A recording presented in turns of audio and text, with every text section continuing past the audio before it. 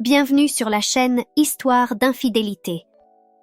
Salut, je suis Kim et je vais vous raconter mon histoire.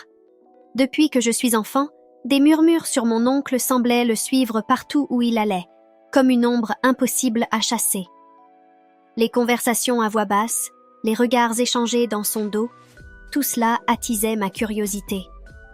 Je voulais savoir si les rumeurs qui l'entouraient étaient vraies.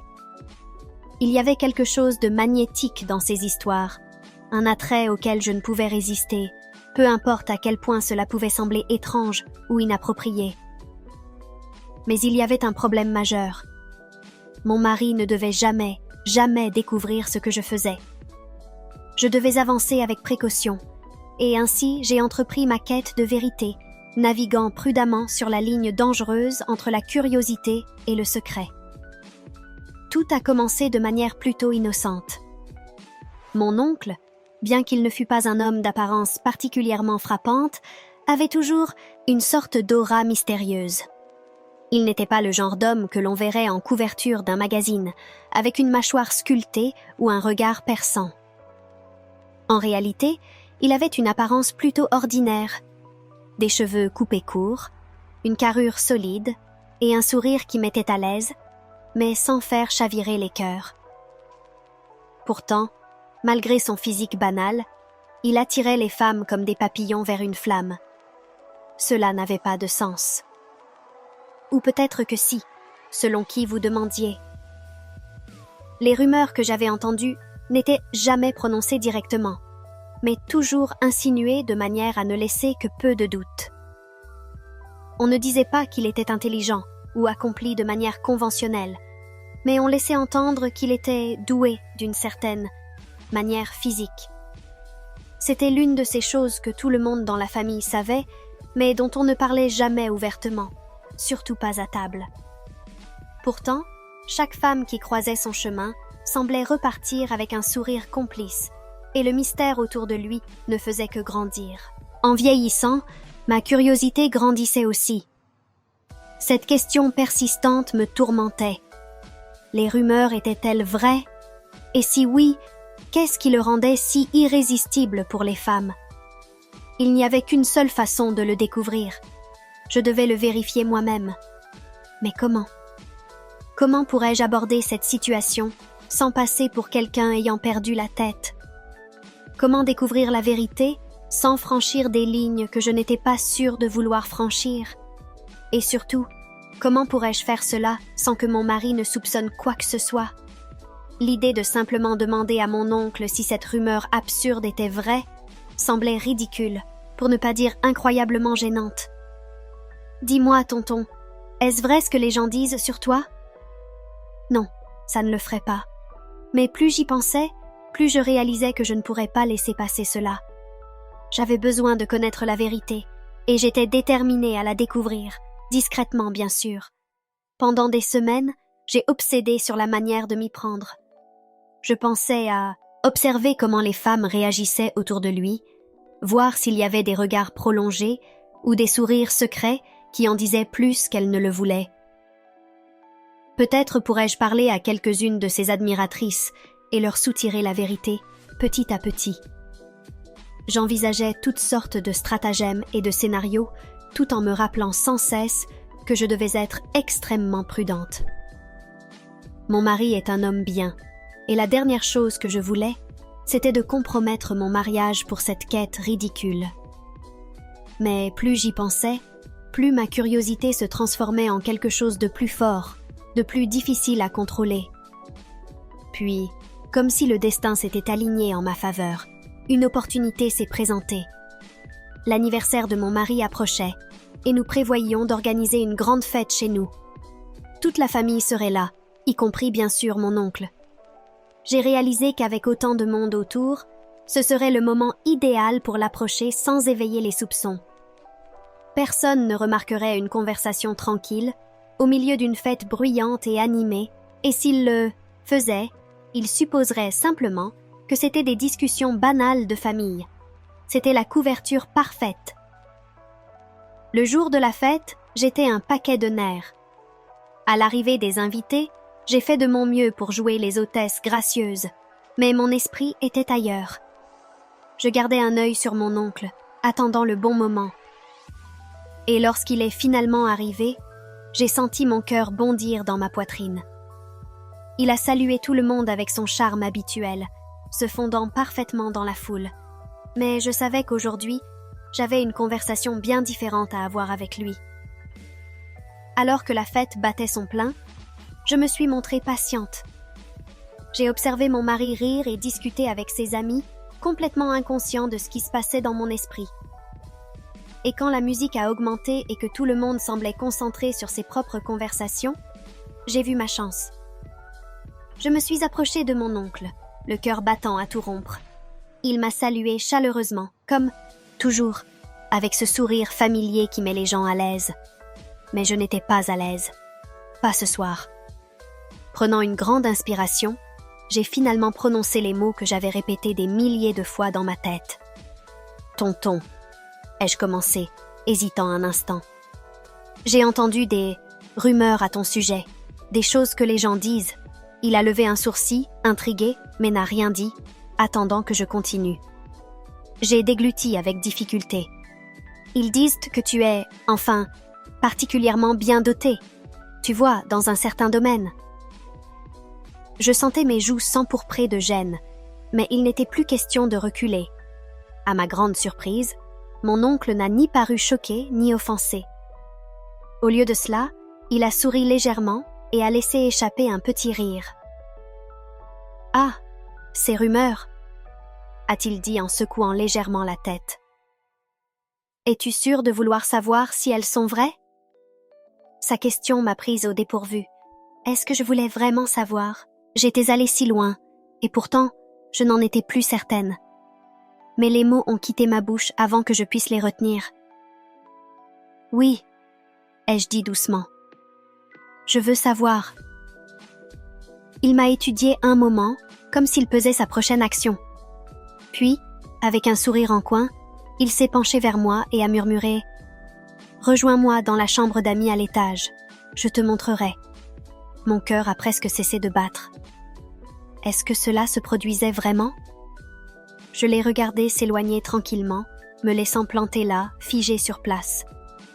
En montant les escaliers vers la chambre d'amis, mon esprit s'emballait, et chaque pas me donnait l'impression de m'enfoncer dans l'inconnu.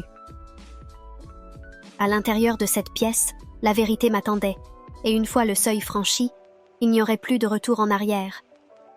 Quand j'ai ouvert la porte et pénétré dans la pièce, le monde extérieur a semblé s'estomper, et tout ce qui comptait, c'était ce qui allait se passer. Je vous épargnerai les détails intimes de cette nuit. Mais laissez-moi vous dire ceci. Les rumeurs étaient vraies. Toutes. Ce que j'ai vécu dans cette pièce dépassait tout ce que j'avais imaginé. Et bien que je sois partie dans cette quête par pure curiosité, ce que j'ai trouvé était bien plus profond. Quand tout fut terminé, j'ai quitté la pièce les mains tremblantes et le cœur rempli d'émotions contradictoires. Ce qui avait commencé comme une simple recherche de vérité s'était transformé en quelque chose de bien plus complexe. Et bien que je savais que personne ne devait jamais découvrir ce qui s'était passé entre nous, surtout pas mon mari, je ne pouvais m'empêcher de ressentir une étrange satisfaction. En rejoignant la fête, j'ai essayé de garder mon calme, sachant que j'avais franchi une ligne qui ne pourrait jamais être effacée. Mon secret resterait avec moi, enfoui profondément. Un souvenir d'une expérience que je n'oublierai jamais. Et bien que cela ait pu être un jeu dangereux, je ne le regrettais pas une seconde. Lorsque je suis revenue dans le chaos de la fête, la musique, les rires et les conversations des invités m'ont enveloppée comme une vague, me tirant momentanément de la tempête de pensées qui m'avait consumée à l'étage. Mais le poids de ce qui venait de se produire était toujours là. Un mélange étrange d'excitation, de culpabilité et de quelque chose d'autre que je n'arrivais pas à définir. Mon cœur battait encore à tout rompre, et il m'a fallu toute ma volonté pour me composer un sourire et pour hocher la tête. Une partie de moi voulait à tout prix oublier que cela s'était jamais produit. Je savais qu'il fallait que je passe à autre chose, mais une lutte intérieure me retenait, me ramenant sans cesse à ce point de bascule. Puis, environ un mois après la fête, Je reçus un message de mon oncle. Il était court et simple. J'espère que tu vas bien. Nous devrions nous revoir bientôt. Mon cœur accéléra, tandis que je lisais ces mots, mes mains devenant soudain moites. Jamais il ne m'avait envoyé de message de cette manière auparavant, et la légèreté apparente de ces mots ne trompait pas. Suggérait-il que nous nous rencontrions à nouveau? Ou est-ce que je m'imaginais des choses? Je pris le temps de réfléchir avant de répondre. Une part de moi voulait ignorer le message, laisser cette histoire s'effacer, comme un mauvais rêve qu'on finit par oublier. Mais une autre part de moi, celle qui m'avait conduite dans cette situation en premier lieu, était tentée. Je tapais une réponse, mes doigts tremblant légèrement lorsque j'appuyais sur « Envoyer ». « Je vais bien, merci. On pourrait se revoir bientôt. Pourquoi pas ?» Aussitôt le message envoyé, un flot de regrets m'envahit. Qu'est-ce que je faisais? Allais-je vraiment me laisser entraîner encore plus profondément dans cette spirale? Mais avant même que je puisse réfléchir davantage, mon téléphone vibra à nouveau. « Que dirais-tu de ce week-end? Je serai en ville. Dis-moi si tu es disponible. » Je fixais le message, sentant mon cœur battre encore plus fort. Le week-end. Mon mari devait travailler tard, à la fois vendredi et samedi soir, ce qui signifiait que je serais seule à la maison une bonne partie de la soirée. L'opportunité parfaite, trop parfaite en fait. Mon esprit devint un champ de bataille de sentiments contradictoires. Je m'étais promis que ce qui s'était passé entre mon oncle et moi ne serait qu'une erreur passagère, un égarement que je ne répéterais jamais. Et pourtant, me voilà face à l'opportunité de franchir à nouveau cette ligne. Je pris une profonde inspiration et tapai une réponse. D'accord, samedi me va. Les mots me semblaient lourds en appuyant sur « envoyer », sachant que cette décision pourrait déclencher des conséquences bien plus graves que je ne pourrais gérer. Les jours précédant le samedi se déroulèrent comme dans un flou. J'essayais de continuer ma routine quotidienne, mais mon esprit était obsédé par ce qui allait arriver. La culpabilité, l'anticipation, la peur, tout cela tourbillonnait en moi. Une tempête d'émotions dont je ne pouvais m'échapper. Chaque fois que je croisais mon mari, une nouvelle vague de culpabilité me frappait, si forte qu'elle me faisait presque remettre en question ma décision. Mais les dés étaient jetés, et il semblait qu'il n'y avait plus de retour en arrière possible. Le samedi arriva, et plus la soirée approchait, plus mes nerfs étaient à vif. Mon mari me salua avant de partir pour son travail, et je lui offris un sourire forcé, essayant de cacher la tourmente intérieure qui me rongeait. Après son départ, je restai seule dans le silence de la maison, attendant l'arrivée de mon oncle. Le calme était assourdissant, brisé seulement par le battement rapide de mon cœur résonnant dans mes oreilles. Quand la sonnette retentit, je sursautai. Mon cœur battait la chamade, tandis que je me levais, lissant nerveusement mes vêtements. Je me dirigeais vers la porte, mes pas lents et délibérés. Lorsque j'ouvris la porte, mon oncle se tenait là, arborant son sourire confiant habituel. « Salut !» dit-il, de ce ton décontracté qui semblait si naturel pour lui, comme si nous étions juste deux personnes ordinaires se retrouvant pour discuter.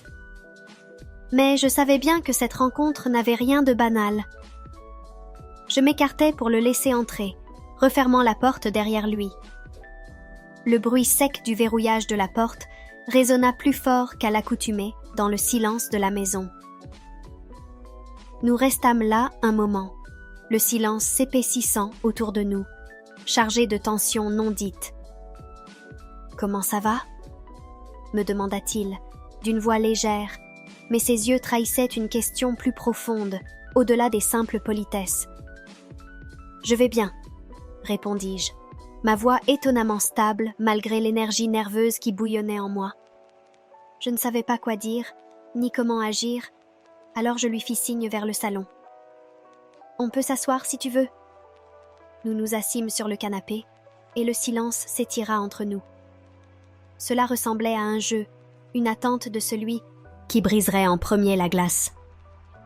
Je n'osais pas parler, mais mon oncle, toujours aussi sûr de lui, s'adossa tranquillement et dit « Tu sais, j'ai beaucoup pensé à ce qui s'est passé la dernière fois. » Ma respiration se coupa. Voilà, on y était, la conversation que je redoutais. Et pourtant, une partie de moi mourait d'envie de l'entendre. Moi aussi j'y ai beaucoup pensé, avouai-je, ma voix à peine un murmure. Il hocha la tête, son regard accroché au mien. « Je ne sais pas où cela nous mène, » dit-il, son ton soudainement sérieux. « Mais je crois que c'est à toi de décider. » Ces mots flottèrent dans l'air, lourds de sous-entendus. C'était mon choix, et je le savais. Je pouvais partir maintenant, prétendre que tout cela n'avait jamais eu lieu. Ou bien je pouvais m'enfoncer encore plus profondément dans cet inconnu enivrant et dangereux. Je ne sais pas quoi faire, murmurai-je, finalement, la vulnérabilité dans ma voix me surprenant. Admettre cela, c'était comme enlever une couche d'armure dont je ne m'étais même pas rendu compte que je la portais. Mon oncle me regardait attentivement, son expression s'adoucissant. « Tu n'as pas besoin de décider maintenant, » dit-il doucement, se penchant légèrement vers moi. « Ce que c'est, et ce que ça deviendra, on peut y aller lentement. » Ces mots auraient dû me rassurer, mais au lieu de cela, ils ne faisaient qu'ajouter à la confusion qui régnait dans mon esprit.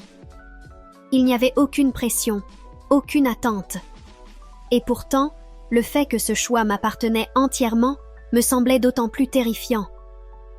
Mon oncle m'offrait une liberté de choix, mais le pouvoir de cette liberté était accablant. Je ne m'étais jamais sentie aussi tiraillée, aussi incertaine de moi-même. Je me levai brusquement, ressentant le besoin de mettre de la distance entre nous. Je me dirigeai vers la fenêtre, regardant le ciel qui s'assombrissait, essayant de rassembler mes pensées. Mon reflet dans la vitre me paraissait étranger, comme quelqu'un que je ne reconnaissais plus. Je m'étais toujours vue comme une personne correcte, quelqu'un qui faisait les bons choix. Mais maintenant, je n'en étais plus si sûre. « Je n'ai jamais voulu que tout cela arrive, » dis-je finalement, toujours dos à lui. Je pensais que je pourrais juste apaiser ma curiosité et que ce serait la fin. Mais maintenant, je ne sais plus. Je comprends, répondit doucement mon oncle. C'est compliqué. Je n'avais jamais l'intention que les choses aillent aussi loin non plus. Il y avait une sincérité dans sa voix qui me poussa à me retourner. Il me regardait avec une expression que je ne m'attendais pas à voir, celle d'une empathie, presque d'une inquiétude. Pour la première fois depuis que toute cette histoire avait commencé, je le voyais non pas comme le sujet de ma curiosité, mais comme quelqu'un qui luttait peut-être aussi avec ses propres sentiments conflictuels. Je pris une profonde inspiration, essayant de calmer la tempête en moi. « Je ne veux rien gâcher, » dis-je. « Ni mon mariage, ni notre relation. Je ne veux pas que les choses empirent. » Mon oncle se leva et s'approcha de moi, ses pas mesurés. Il ne me toucha pas, mais sa proximité se faisait sentir comme une intense présence. « Alors peut-être que nous devons faire marche arrière, » dit-il, sa voix calme mais ferme. « Peut-être que c'est une limite que nous ne devrions pas franchir à nouveau. » Ces mots me frappèrent comme un électrochoc, et je sentis une vague de soulagement inattendu m'envahir. Il avait raison. Nous avions franchi une ligne une fois, et bien que cette expérience resterait à jamais gravée en moi, cela ne signifiait pas que nous devions continuer sur cette voie. Il n'était pas trop tard pour arrêter. Il était encore temps de faire marche arrière et de préserver ce qu'il me restait. Mais même en y pensant, une part de moi hésitait. Pourrais-je vraiment tourner le dos à ce frisson, à ce mystère qui m'avait attiré si profondément? Pourrais-je simplement retourner à ma vie normale, prétendant que rien n'avait changé? Je ne suis pas sûre d'oublier, avouai-je, ma voix tremblante. Tu n'as pas besoin d'oublier, répondit mon oncle son ton doux. Mais tu peux choisir ce que tu veux pour la suite. Tu peux choisir de laisser tomber avant que cela ne devienne encore plus compliqué. Je croisai son regard, cherchant une forme de réconfort, et je le trouvais dans la tranquillité de ses yeux. Il ne me poussait pas à prendre une décision.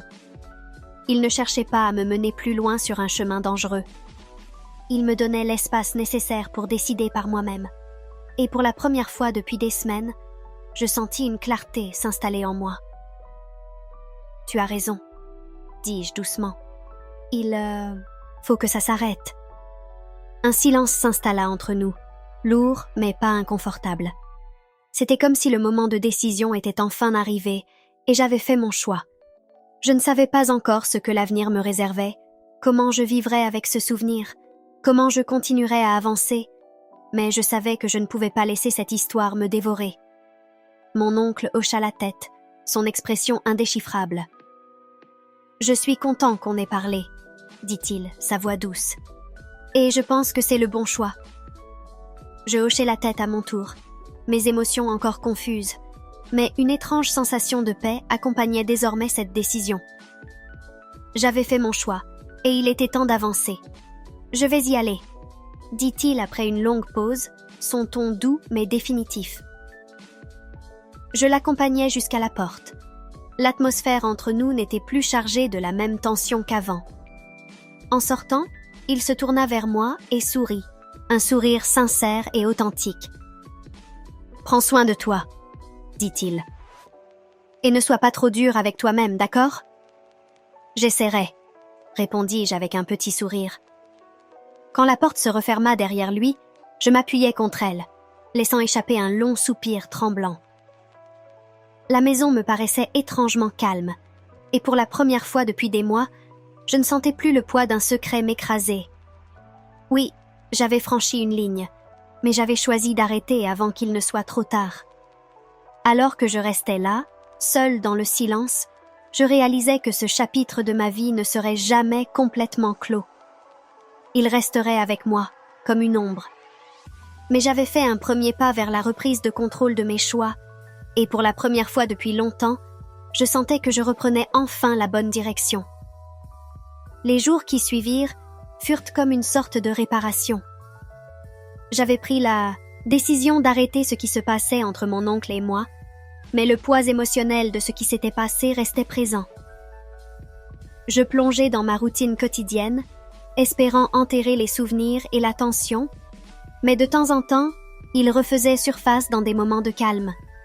Mon mari, lui, demeurait totalement inconscient de la tempête qui avait failli éclater sous ses yeux. Il était aimant et attentionné, et je me surpris à apprécier notre temps ensemble d'une manière nouvelle, comme si je redécouvrais ce qui m'importait vraiment. Étrangement, la proximité que nous partagions devint une ancre pour moi, un rappel que certaines choses dans ma vie étaient solides, immuables. Je m'accrochais à cela, mais le vrai défi n'était pas d'oublier, c'était d'accepter. Je savais que je ne pourrais jamais effacer le passé, et que la culpabilité ne disparaîtrait probablement jamais complètement. Mais j'avais pris la décision de m'éloigner du bord du précipice.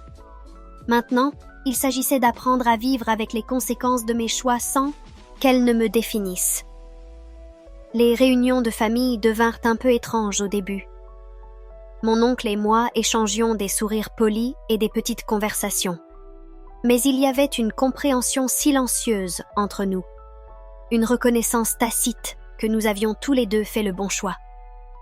Il gardait ses distances, et moi aussi, veillant soigneusement à ne laisser personne deviner le secret que nous partagions.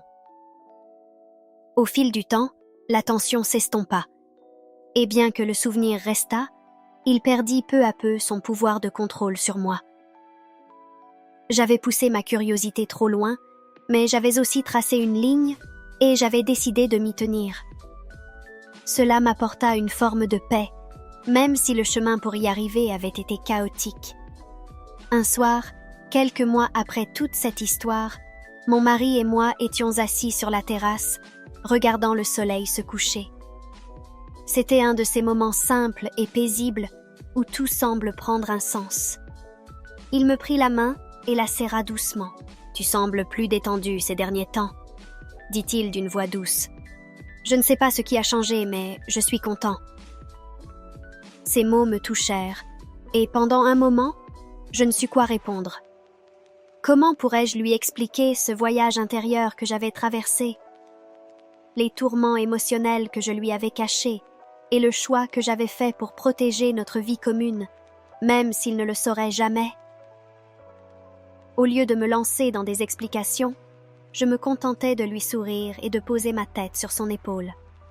« Je le suis », dis-je doucement, et ce n'était pas un mensonge. Une sorte de calme s'était installé en moi après avoir décidé de mettre fin à cette histoire avec mon oncle. J'avais retrouvé le chemin de la vie que je voulais et de la personne que je voulais être. Alors que le soleil disparaissait derrière l'horizon, laissant place à la douce lumière du crépuscule, je réalisais quelque chose d'important. Nous avons tous des moments où nous nous égarons, où la curiosité, la tentation ou les circonstances nous entraînent sur des chemins que nous n'avions jamais envisagés. Mais ce sont les choix que nous faisons ensuite qui définissent qui nous sommes. J'avais fait une erreur, mais j'avais aussi pris la décision de m'en éloigner avant que cela ne me détruise ou n'anéantisse la vie que j'avais construite. Et à la fin, cette décision m'avait offert quelque chose d'inattendu, une clarté, une force et un engagement renouvelé envers les choses qui comptèrent le plus pour moi. Assise là, avec mon mari à mes côtés, une sensation de contentement m'envahit. Le secret de cette nuit avec mon oncle resterait juste cela, un secret.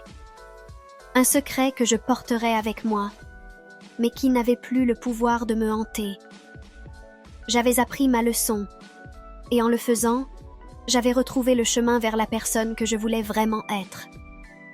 Les semaines qui suivirent furent marquées par une étrange tranquillité. Après avoir décidé de tourner la page sur ce qui s'était passé avec mon oncle, je ressentais une forme de paix intérieure. Ce qui avait été un fardeau écrasant, chargé de culpabilité et de secrets, semblait désormais plus gérable, plus supportable. J'avais pris la décision de protéger mon mariage, de préserver la vie que j'avais construite, et cette décision m'offrait un soulagement que je n'avais pas anticipé. Mon oncle continuait à venir aux réunions familiales, mais tout entre nous était devenu plus distant, plus formel. Nous échangions des sourires polis, des discussions superficielles, mais il n'y avait plus de tension entre nous. Il respectait ma décision, et je sentais que lui aussi avait tourné la page. Cela me confortait dans l'idée que, même si ce chapitre resterait une part secrète de mon histoire, il ne définirait pas tout ce que je suis. Mon mariage, de son côté, semblait plus fort que jamais. Mon mari, toujours attentionné, ne soupçonnait rien, et je prenais soin de cultiver notre relation avec plus de soin. Les petits moments du quotidien, un dîner partagé, une conversation au détour d'une soirée, tranquille, prenaient une signification nouvelle. Je m'accrochais à ces instants, reconnaissant la valeur de ce que j'avais failli mettre en danger. Cependant, malgré cette apparente sérénité, je savais qu'il me faudrait du temps pour totalement accepter ce qui s'était passé. Le souvenir de cette nuit avec mon oncle resterait gravé en moi, une sorte de cicatrice émotionnelle que personne ne verrait. Mais je savais aussi que je pouvais vivre avec ce secret, tant qu'il restait bien enfoui, loin des regards et des soupçons. Un jour, lors d'un repas de famille particulièrement animé, je regardais mon oncle de l'autre côté de la table. Il riait avec les autres, son attitude aussi charmante que d'habitude, mais pour moi, quelque chose avait changé. Il n'était plus le mystère fascinant qui m'avait attiré autrefois. Il était simplement un membre de ma famille, avec ses propres défauts et complexités, quelqu'un dont je connaissais désormais une facette cachée, mais qui ne me faisait plus frémir de curiosité. À ce moment-là, je réalisais que j'étais enfin en paix avec cette histoire. J'avais fait face à mon erreur, j'avais assumé la responsabilité de mes actions et j'avais choisi de m'en éloigner. En prenant cette décision, j'avais retrouvé le contrôle de ma vie et je savais que tant que je restais fidèle à ce choix, tout irait bien. Quelques mois plus tard, un soir d'été, alors que mon mari et moi étions assis sur la terrasse, profitant d'un coucher de soleil paisible, il me prit la main et me regarda avec tendresse. « Tu sais, je t'aime plus que jamais, dit-il, sa voix douce et sincère. Ces mots, simples mais profonds, me touchèrent profondément. Ils étaient la preuve que, malgré mes doutes, malgré mes erreurs, j'avais réussi à préserver ce qui comptait le plus pour moi. J'avais failli tout risquer, mais j'avais su faire demi-tour avant qu'il ne soit trop tard. Cette leçon resterait avec moi, un rappel silencieux de l'importance de choisir ses priorités, de ne jamais prendre pour acquis ce que l'on a de plus cher. Je serrai sa main en retour, un sourire sincère éclairant mon visage. « Moi aussi, je t'aime plus que jamais », murmurai-je, consciente de la vérité de mes mots. Le soleil disparut lentement derrière l'horizon, laissant place à la douceur de la nuit. Tandis que nous restions là, main dans la main, je réalisais que le chapitre que j'avais traversé, aussi tumultueux qu'il ait été, m'avait finalement permis de mieux comprendre qui j'étais. J'avais appris que les erreurs faisaient partie du chemin, mais que ce qui importait vraiment, c'était de choisir la voie de la rédemption, du respect de soi et des autres. Le secret que je portais resterait à jamais enfoui, mais il ne me définirait pas. Il m'avait appris une leçon, et cette leçon m'avait permis de devenir plus forte, plus résiliente. Mon mariage, ma vie, tout ce que j'avais construit, je savais désormais à quel point cela comptait pour moi, et je ferais tout pour protéger ce que j'avais de plus précieux. Tandis que la nuit s'installait, une paix durable s'installa aussi en moi. J'avais fait face à mes démons, et j'en étais sortie plus sage. Le passé était derrière moi, et l'avenir s'annonçait serein, rempli de promesses et de moments à chérir. Les mois suivants se déroulèrent dans une sérénité que je n'aurais jamais cru possible après tout ce qui s'était passé. Chaque jour semblait plus léger, comme si le poids du secret que j'avais longtemps porté s'était enfin estompé, relégué à un coin lointain de ma mémoire. J'avais décidé de ne plus laisser cet épisode dicter ma vie. Mon mari et moi continuions à vivre notre vie de couple, avec des moments de bonheur partagés et des instants de complicité que je chérissais encore plus qu'auparavant. À chaque sourire échangé, à chaque étreinte tendre, je me souvenais de l'importance de ce lien que j'avais failli mettre en péril. Il était ma boussole, celui qui me permettait de rester ancrée dans une réalité où l'amour et la fidélité importaient plus que toute tentation passagère. Mon oncle, lui, avait retrouvé une place normale dans ma vie. Les réunions de famille ne me troublaient plus comme avant, et je m'éloignais de cette fascination presque obsessionnelle que j'avais eue pour lui. Il n'était plus qu'un homme parmi d'autres, avec ses secrets et ses histoires. Et cela me convenait. Nous n'avions plus jamais évoqué cette nuit, et il respectait la distance que j'avais instaurée entre nous. Parfois, je me demandais ce qu'il pensait réellement de tout cela, mais je ne me risquais plus à chercher des réponses là où il n'y avait rien à trouver. Cependant, il restait des moments de solitude, tard dans la nuit, où les souvenirs revenaient, où je me demandais comment j'avais pu en arriver là. Mais au lieu de me laisser envahir par la culpabilité, j'apprenais à les accepter, à comprendre que tout cela faisait partie de moi, que ces erreurs m'avaient façonné, m'avaient permis de mieux comprendre mes limites, mes désirs, et surtout, mes choix. Le passé ne pouvait être effacé, mais il ne me définirait plus. Un jour, lors d'une soirée tranquille à la maison, mon mari me regarda, un air sérieux sur le visage, et dit « Tu sais, je sens que quelque chose a changé chez toi ces derniers temps. » Mon cœur se serra un instant, craignant qu'il n'ait découvert quelque chose. Mais avant que je ne puisse répondre, il ajouta « Je ne sais pas ce que c'est, mais je te sens plus présente, plus en phase avec nous, avec notre relation. C'est comme si tu avais retrouvé une part de toi-même que tu avais perdue. » Ces mots m'ébranlèrent. Il ne savait rien de ce que j'avais traversé. Et pourtant, il ressentait cette évolution, cette paix retrouvée.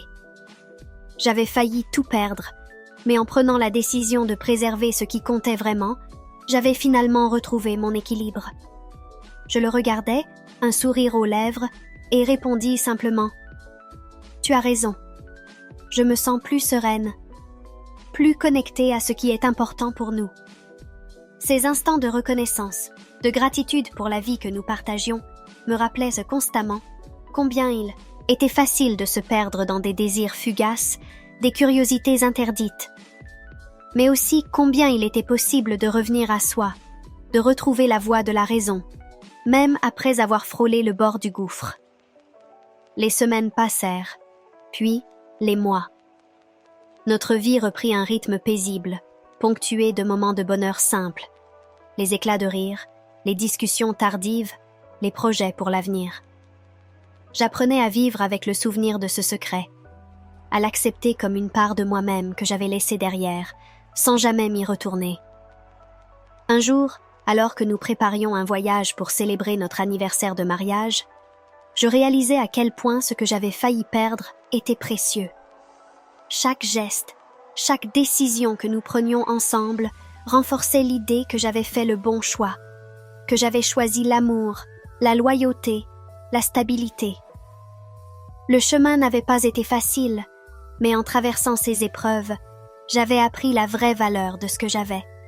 Et ainsi, tandis que nous embarquions, dans cette nouvelle aventure ensemble, je savais que je pouvais avancer avec confiance, avec la certitude que, peu importe les tentations ou les défis à venir, j'étais suffisamment forte pour faire les bons choix. Le passé appartenait au passé, et l'avenir était un horizon dégagé, rempli de promesses. C'était là, sur ce chemin que j'avais choisi, que je pouvais enfin dire que j'étais en paix.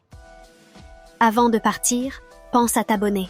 Dans cette nouvelle aventure ensemble, je savais que je pouvais avancer avec confiance, avec la certitude que, peu importe les tentations ou les défis à venir, j'étais suffisamment forte pour faire les bons choix.